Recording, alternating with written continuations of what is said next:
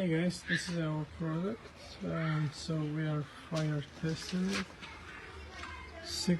500 Fahrenheit temperature now, and it's gonna go off by just